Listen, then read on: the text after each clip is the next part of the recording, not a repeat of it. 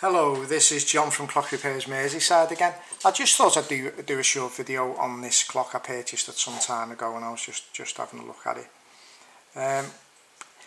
When I first looked at the clock, I knew it was obviously a reproduction. The reason, I mean, some of the clocks I've seen like this are sort of around the late 17th century stuff.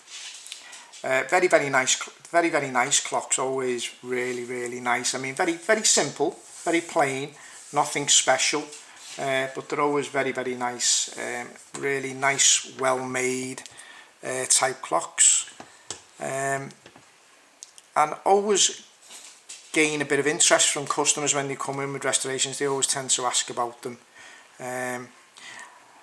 My situation of buying clocks is I don't sell very many clocks. I do sell one or two, you know, maybe I probably sell about 4 clocks a year. The reason being for that is I'm very picky. I will only buy clocks that I'm gonna keep myself and that I like myself. I won't buy a clock just for the matter of that I'm gonna sell it. I just literally buy a clock that I'm happy to keep, and so I don't buy very many, because obviously I just simply haven't got the space to keep them. I mean, if we, you know, we probably have, I've probably got about 4 or 5 grandfather clocks. It's my little dog sneezing in the background. All these videos are just as our fly on the wall stuff, so you know, you have to excuse me camera work and the background effects now and again. But yeah, so I only buy clocks I really like, and that way then, you know, I'm happy to sell them. I don't have a problem with it. Then I can service them. I'm happy to sell them.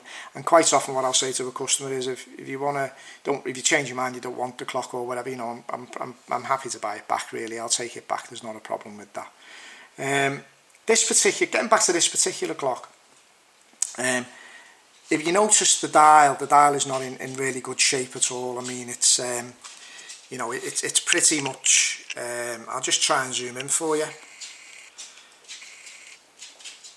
It's of the silver type dial, but the thing about it is, I was looking, when I seen it online, and obviously I'm buying it just from a photograph, I thought to myself, I'll be able to do a lot with the dial, because, you know, I can resilver that, and even, you know, do a bit of elephant wax work. That's not a problem.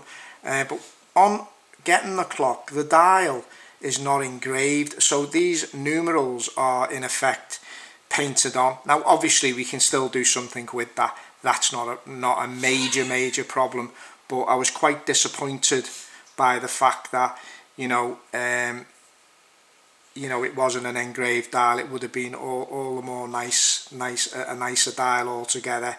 But yeah, I mean, if you're gonna look to resilver a dial, I mean, obviously you're gonna need to check that it is an engraved type dial, because you can't really resilver that, because by the time you start rubbing that down in order to get all the existing silvering off it, obviously you're gonna have no numerals on the clock. So, you know, you're just gonna have a plain chapter ring, a plain silver chapter ring.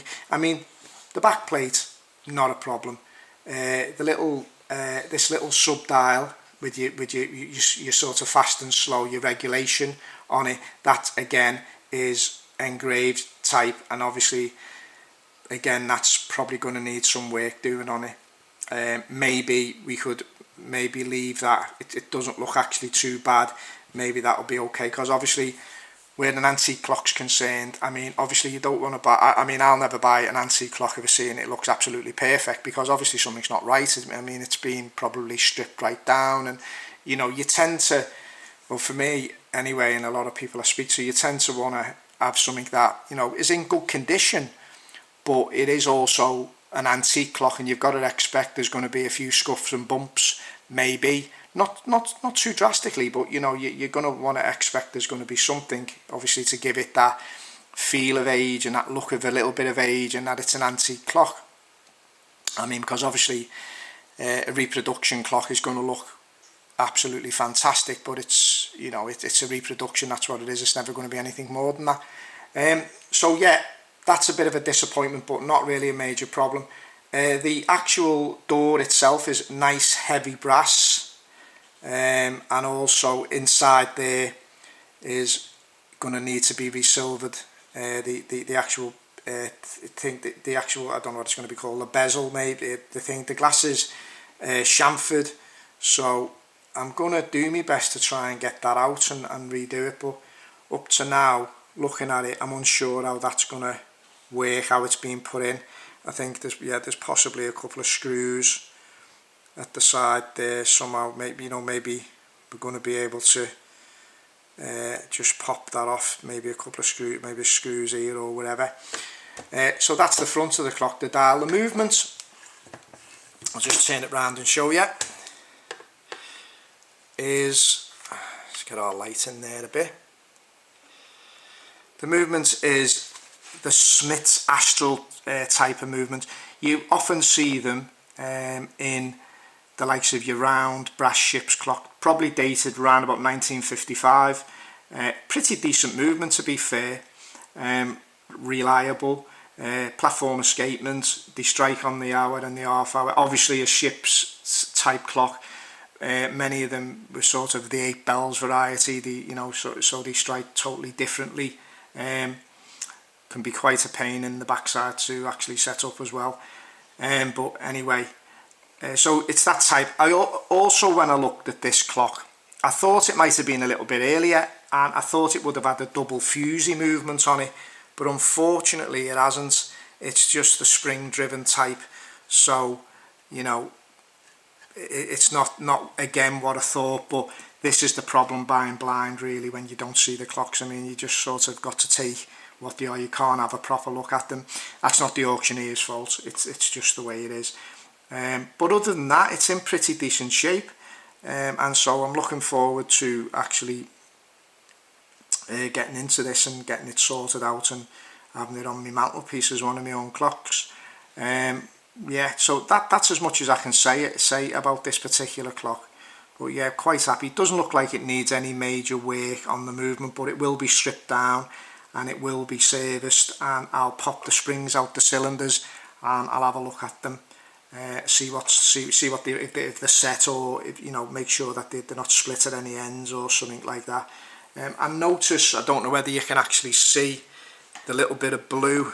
If I get me, there's a little bit of blue on the escape wheel. It looks like it's like blue nail varnish or something like that. So that would indicate to me that this clock has been running very, very fast and they've been unable to slow it down.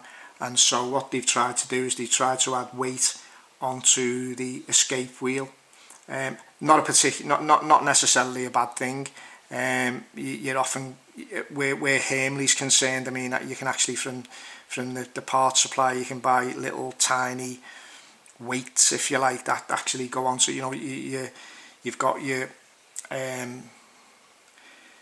escapements on some of the Hamley movements, floating balance type escapements, and what they tend to you tend to be able to add weight to them. They used to come and they were, everything was regulated and poised and everything, but then all of a sudden, if you look at them now, the wheels are just completely plain, and I think it's so that obviously you can sell these little weights, or basically they just look like a bush, really, without a hole in. I mean, that's all they are to me, a brass bush without a hole in. And obviously you'd sort of maybe use one or two, opposite each side, so you can obviously regulate the clock. Yeah, so that's pretty much that. So I suspect, obviously, when I do get it going, I'm going to have some issues.